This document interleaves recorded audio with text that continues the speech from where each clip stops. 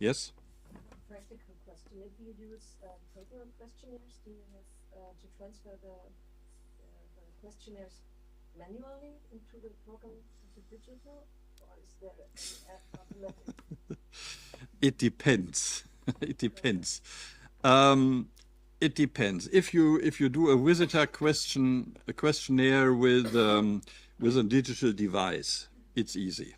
With a handheld or a smartphone or a tablet or whatever, you have it right in the data. But most small institutions don't have that.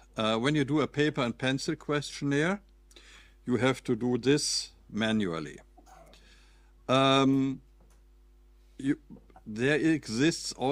are also machines possible where you can put the questionnaire into it and the machine automatically reads the data.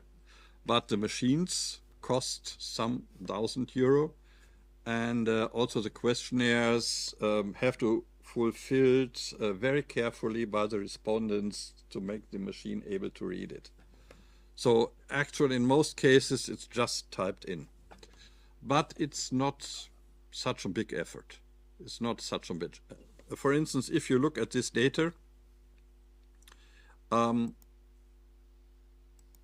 here we have all the interviews. These are here. Every line is an interview. It goes to 1,000, and here the variables that go until 170. But to enter, this is a huge amount of data already. But to enter this data, it takes about, let's say, 3 days. 3 days.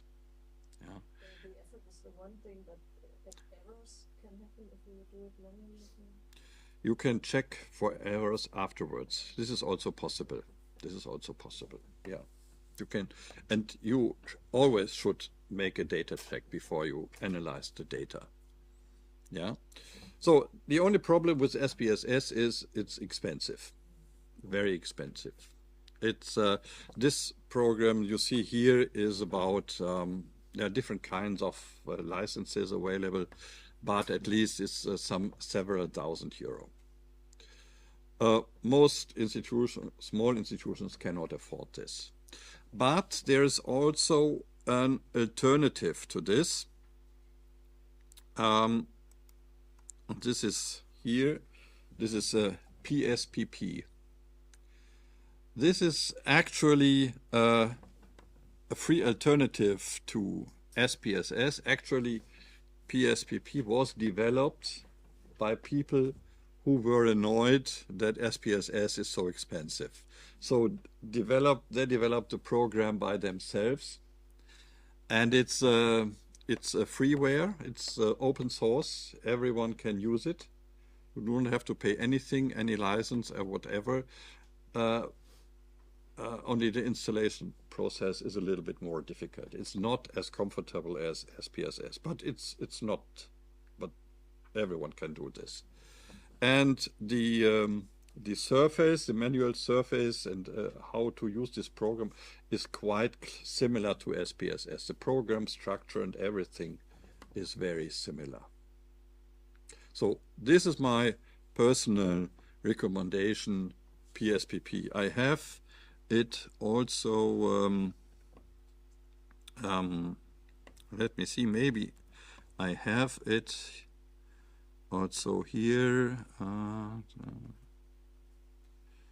or it's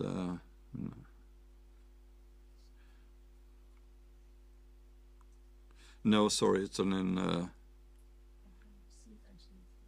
you see it. The red, it was just where your mouse was before, like almost in the middle, but a little bit to the left, and then down the red circle thingy. Yeah, yes, sorry, yes, okay. Yeah, it's too much on the desktop, really. Thank you. Okay, this is here, you can see this, this is available for Windows, it's also available for Mac. And when it starts, I hope it does. Yeah. It looks like this. It's the same structure. It's not so much colors in it. It's not so nicely done, but the structure is the same.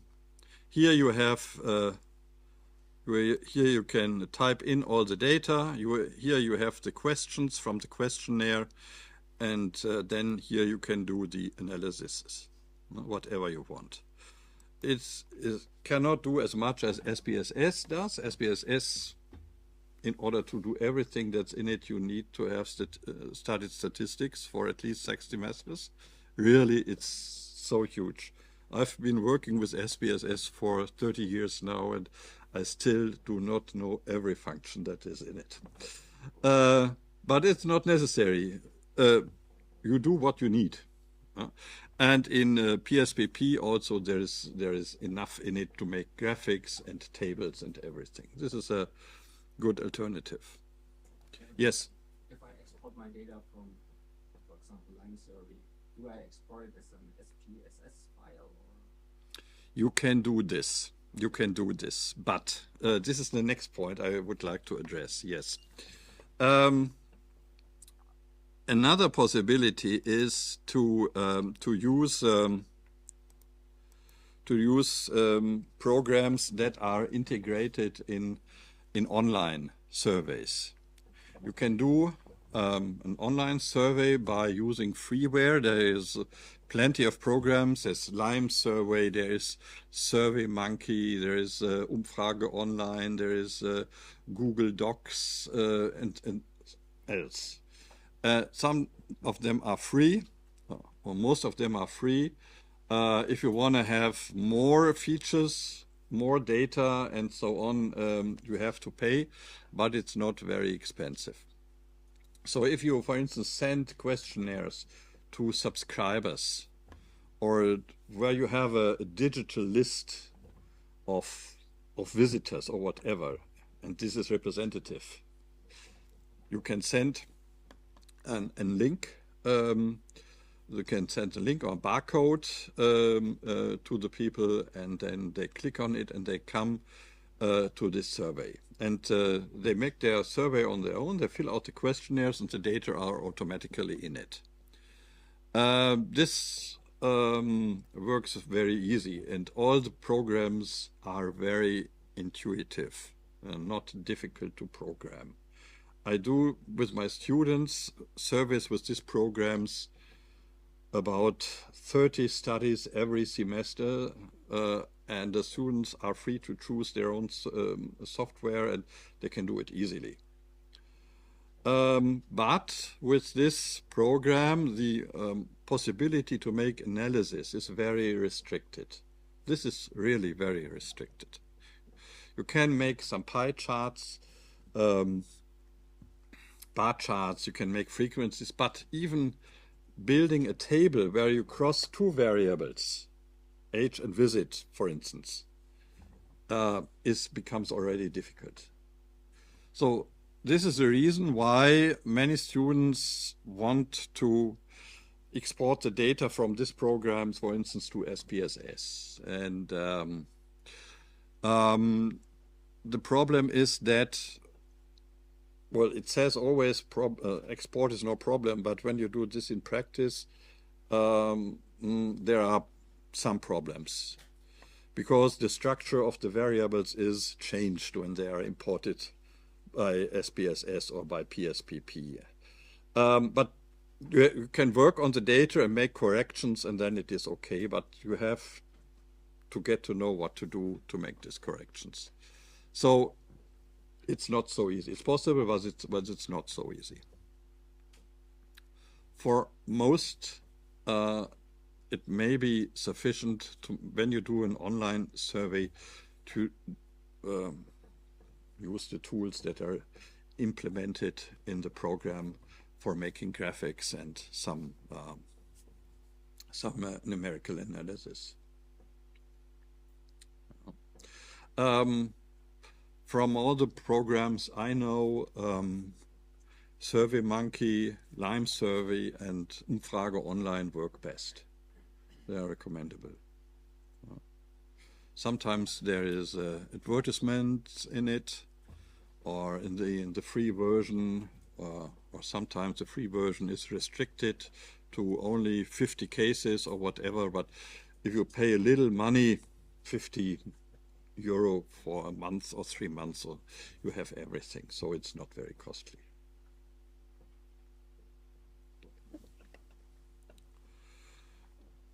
So, okay. The more difficult thing actually is how do I evaluate my results? For doing this, it is rewarding to set expectations to the data even before you look at the data the first time. For instance, why is the value the way it is? Why there are 30% young people coming and not 50? Why is it not higher or lower? Why is it unchanged, although we have taken different measures to improve our offer, but the data haven't changed in comparison to last time? Why is the value different to other institutions? If you have data from other institutions, you can make benchmarking or comparing your results. This is very valuable. What does this mean for us? So it's most important here when you do your analysis, when you look at the data and you may write a report about the results. Your report should be guided by the objectives of the study you have formulated at the beginning of the study. You look at the data through your specs of the goals of the study. You do not have to look on everything, because when you have seen the data, sometimes it's so much, and when you have no strategy how to analyze it, you just go under and you do not know what to do. So bring back into your mind what was your goals, what was your problems to be solved, and look at the data. And then make the analysis. Close the loop. Very often it is rewarding to make tables, as I showed you before. Do not look only at totals of the answers, but compare subgroups. Compare the results among different age groups. Compare the results between first-time visitors and frequent visitors. Compare results between different educational groups, academics and others. Compare the results between tourists coming from outwards and people coming from your own city. So when you go deeper into the data, you usually find out a lot more than you can expect when you're just looking at the total figures.